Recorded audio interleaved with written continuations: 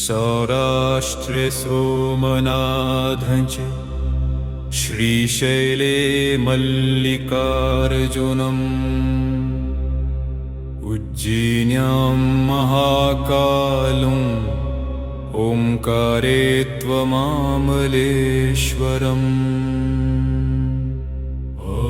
पर्ल्यां वैद्यनाथं च ढाकिन्यां भीमशङ्करम् सेतुबन्धे तु रामेशं नागेशं दारुकावने वारणास्यां तु विश्वेशं त्र्यम्बकं गौतमीतटे हिमालये तु केदारं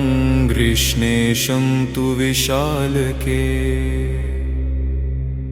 एतानि ज्योतिर्लिङ्गानि सायं प्रातः पठेन्नरः सप्तजन्म कृतं पापं स्मरणेन विनश्यति।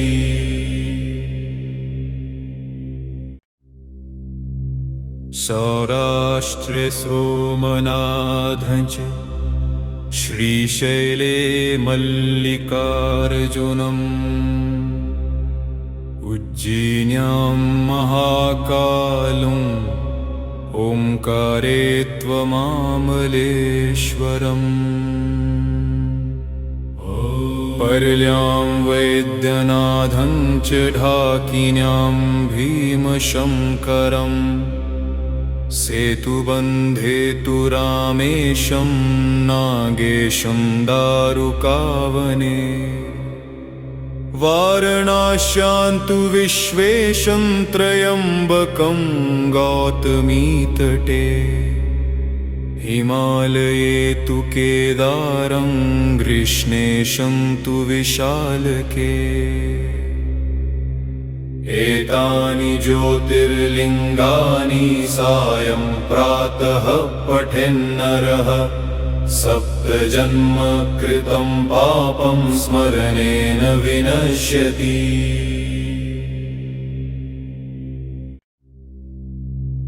सौराष्ट्रे सोमनाथञ्च श्रीशैले मल्लिकार्जुनम् उज्जयिन्यां महाकालम् ओंकारे त्वमामलेश्वरम्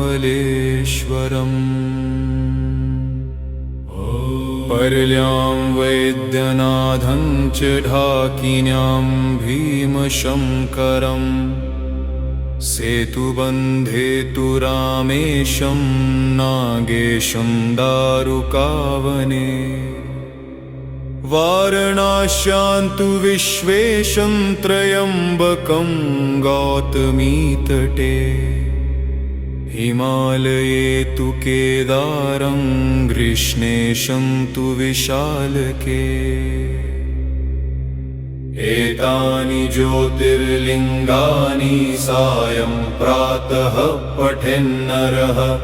सप्तजन्म कृतं पापं स्मरणेन विनश्यति।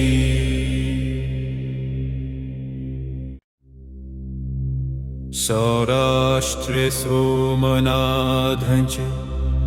श्रीशैले मल्लिकार्जुनम् उज्जयिन्यां महाकालम् ओंकारे त्वमामलेश्वरम् पर्ल्यां वैद्यनाथं च ढाकिन्यां भीमशङ्करम् सेतुबन्धे तु रामेशं नागेशं दारुकावने वारणास्यां तु विश्वेशं त्र्यम्बकं गौतमीतटे हिमालये तु केदारं गृष्णेशं तु विशालके एतानि ज्योतिर्लिङ्गानि सायं प्रातः पठेन्नरः सप्तजन्म कृतं पापं स्मरणेन विनश्यति।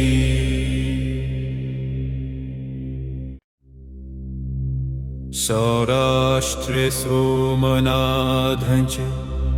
श्रीशैले मल्लिकार्जुनम् उज्जयिन्यां महाकालम् ओंकारे त्वमामलेश्वरम् पर्ल्यां वैद्यनाथं च ढाकिन्यां भीमशङ्करम् सेतुबन्धे तु रामेशं नागेशं दारुकावने वारणास्यां तु विश्वेशं त्र्यम्बकं गौतमीतटे हिमालये तु केदारं गृष्णेशं तु विशालके एतानि ज्योतिर्लिङ्गानि सायं प्रातः पठेन्नरः सप्तजन्म कृतं पापं स्मरणेन विनश्यति।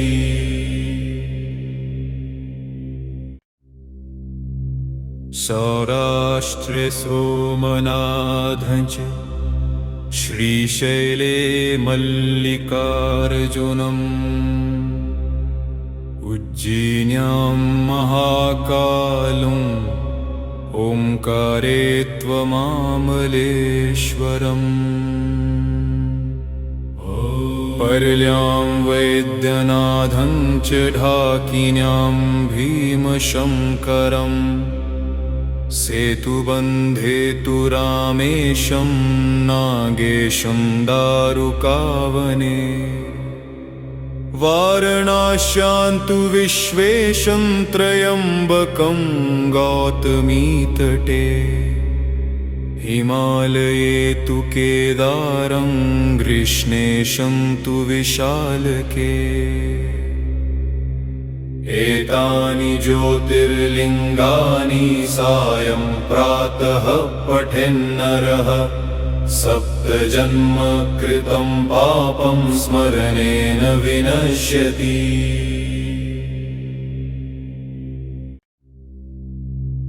सौराष्ट्रे सोमनाथं च श्रीशैले मल्लिकार्जुनम् उज्जयिन्यां महाकालम् ओंकारे त्वमामलेश्वरम् पर्ल्यां वैद्यनाथं च ढाकिन्यां भीमशङ्करम् सेतुबन्धे तु रामेशं नागेशं दारुकावने वारणास्यां तु विश्वेशं त्र्यम्बकं गौतमीतटे हिमालये तु केदारं गृष्णेशं तु विशालके एतानि ज्योतिर्लिङ्गानि सायं प्रातः पठेन्नरः सप्तजन्म कृतं पापं स्मरणेन विनश्यति।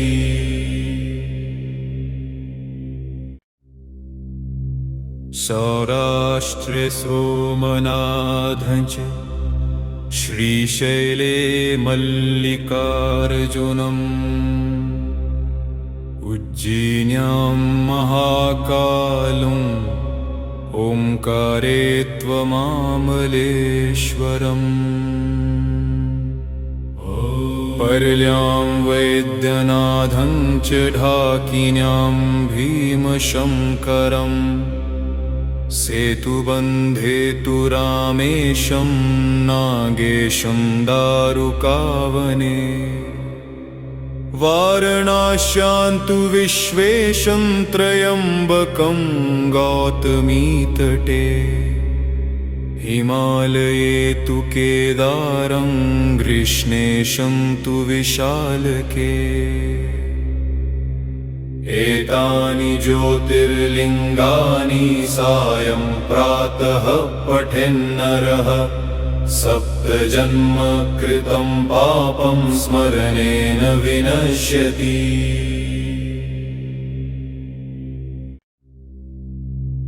सौराष्ट्रे सोमनाथं च श्रीशैले मल्लिकार्जुनम् उज्जयिन्यां महाकालम् ओंकारे त्वमामलेश्वरम् पर्ल्यां वैद्यनाथं च ढाकिन्यां भीमशङ्करम् सेतुबन्धे तु रामेशं नागेशं दारुकावने वारणास्यां तु विश्वेशं त्र्यम्बकं गौतमीतटे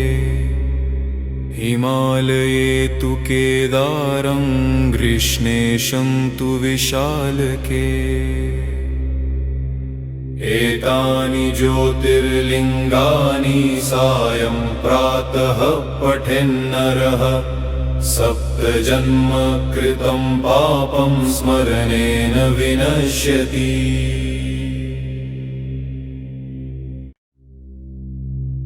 सौराष्ट्रे सोमनाथं च श्रीशैले मल्लिकार्जुनम् उज्जयिन्यां महाकालम् ओंकारे त्वमामलेश्वरम् पर्ल्यां वैद्यनाथं च ढाकिन्यां भीमशङ्करम् सेतुबन्धे तु रामेशं नागेशं दारुकावने वारणास्यां तु विश्वेशं त्र्यम्बकं गौतमीतटे हिमालये तु केदारं ग्रीष्णेशं तु विशालके एतानि ज्योतिर्लिङ्गानि सायं प्रातः पठेन्नरः सप्तजन्म कृतं पापं स्मरणेन विनश्यति।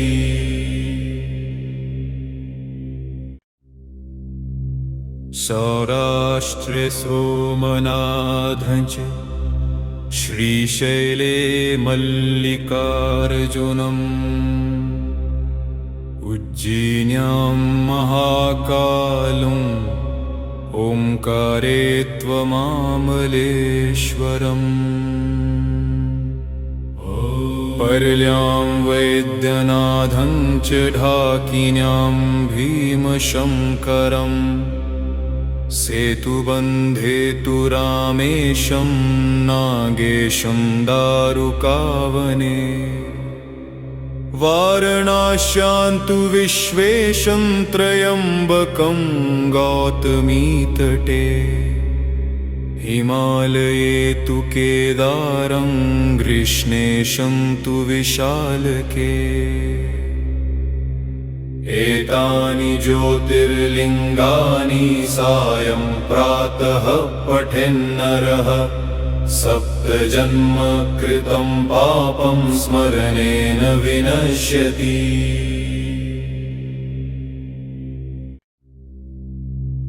सौराष्ट्रे सोमनाथं च श्रीशैले मल्लिकार्जुनम् उज्जयिन्यां महाकालम् ओंकारे त्वमामलेश्वरम् पर्ल्यां वैद्यनाथं च ढाकिन्यां भीमशङ्करम् सेतुबन्धे तु रामेशं नागेशं दारुकावने वारणास्यां तु विश्वेशं त्र्यम्बकं गौतमीतटे हिमालये तु केदारं ग्रीष्णेशं तु विशालके एतानि ज्योतिर्लिङ्गानि सायं प्रातः पठेन्नरः सप्तजन्म कृतं पापं स्मरणेन विनश्यति।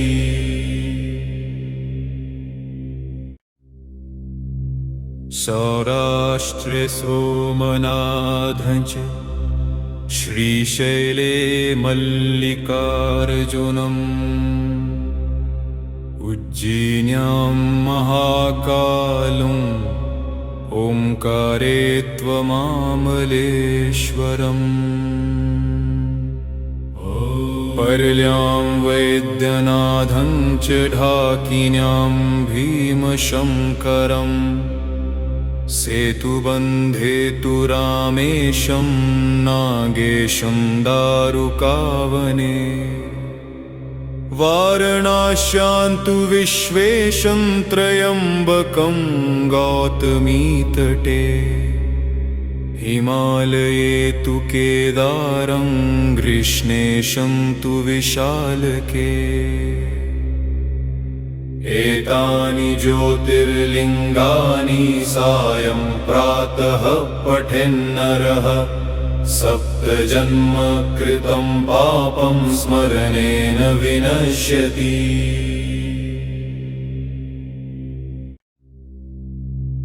सौराष्ट्रे सोमनाथं च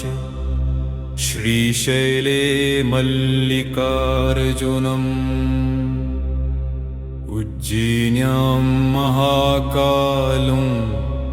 ओंकारे त्वमामलेश्वरम् पर्ल्यां वैद्यनाथं च ढाकिन्यां भीमशङ्करम् सेतुबन्धे तु रामेशं नागेशं दारुकावने वारणास्यां तु विश्वेशं त्र्यम्बकं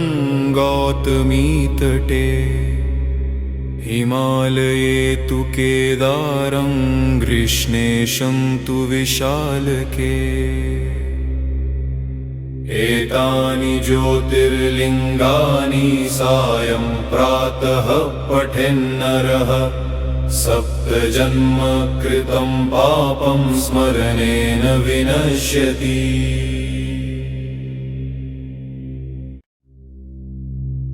सौराष्ट्रे सोमनाथं च श्रीशैले मल्लिकार्जुनम् उज्जयिन्यां महाकालम् ओंकारे त्वमामलेश्वरम् पर्ल्यां वैद्यनाथं च ढाकिन्यां भीमशङ्करम् सेतुबन्धे तु रामेशं नागेशं दारुकावने वारणास्यां तु विश्वेशं त्र्यम्बकं गौतमीतटे हिमालये तु केदारं गृष्णेशं तु विशालके एतानि ज्योतिर्लिङ्गानि सायं प्रातः पठेन्नरः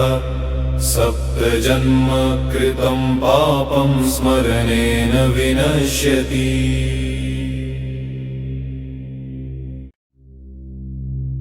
सौराष्ट्रे सोमनाथं च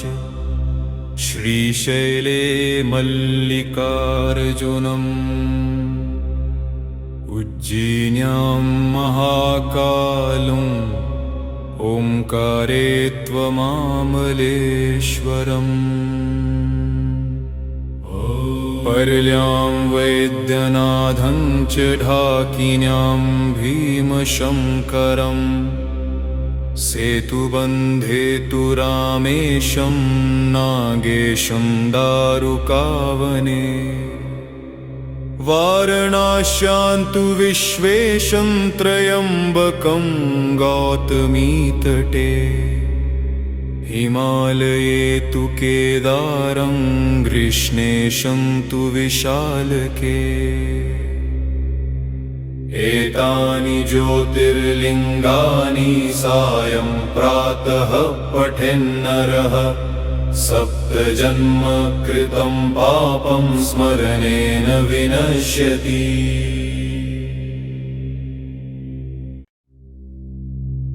सौराष्ट्रे सोमनाथं च श्रीशैले मल्लिकार्जुनम् उज्जयिन्यां महाकालम् ओंकारे त्वमामलेश्वरम्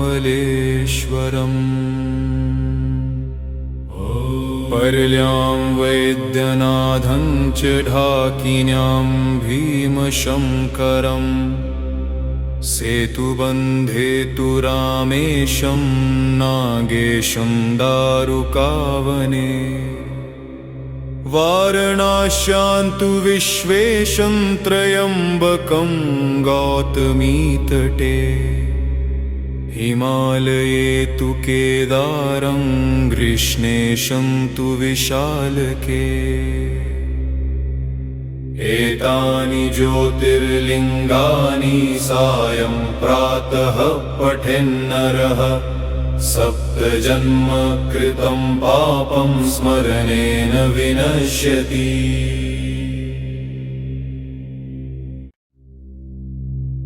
सौराष्ट्रे सोमनाथं च श्रीशैले मल्लिकार्जुनम् उज्जयिन्यां महाकालम् ओंकारे त्वमामलेश्वरम् पर्ल्यां वैद्यनाथं च ढाकिन्यां भीमशङ्करम् सेतुबन्धे तु रामेशं नागेशं दारुकावने वारणास्यां तु विश्वेशं त्र्यम्बकं गौतमीतटे हिमालये तु केदारं ग्रीष्णेशं तु विशालके एतानि ज्योतिर्लिङ्गानि सायं प्रातः पठेन्नरः सप्तजन्म कृतं पापं स्मरणेन विनश्यति।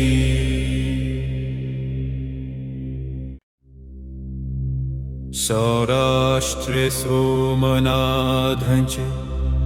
श्रीशैले मल्लिकार्जुनम् उज्जयिन्यां महाकालम् ओंकारे त्वमामलेश्वरम् पर्ल्यां वैद्यनाथं च ढाकिन्यां भीमशङ्करम् सेतुबन्धे तु रामेशं नागेशं दारुकावने वारणास्यां तु विश्वेशं त्र्यम्बकं गौतमीतटे हिमालये तु केदारं ग्रीष्णेशं तु विशालके एतानि ज्योतिर्लिङ्गानि सायं प्रातः पठेन्नरः सप्तजन्म कृतं पापं स्मरणेन विनश्यति।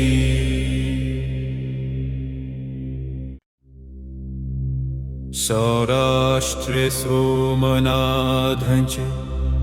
श्रीशैले मल्लिकार्जुनम् उज्जयिन्यां महाकालम् ओंकारे त्वमामलेश्वरम्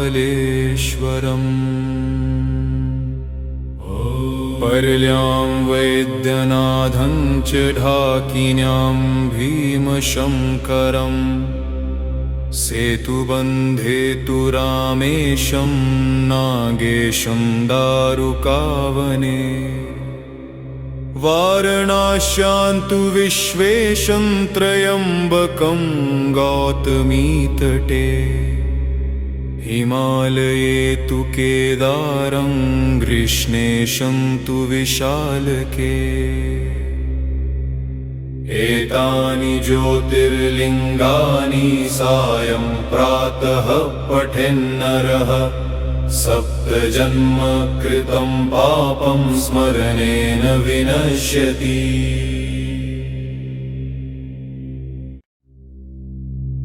सौराष्ट्रे सोमनाथं च श्रीशैले मल्लिकार्जुनम् उज्जयिन्यां महाकालम् ओंकारे त्वमामलेश्वरम् पर्ल्यां वैद्यनाथं च ढाकिन्यां भीमशङ्करम् सेतुबन्धे तु रामेशं नागेशं दारुकावने वारणास्यां तु विश्वेशं त्र्यम्बकं गौतमीतटे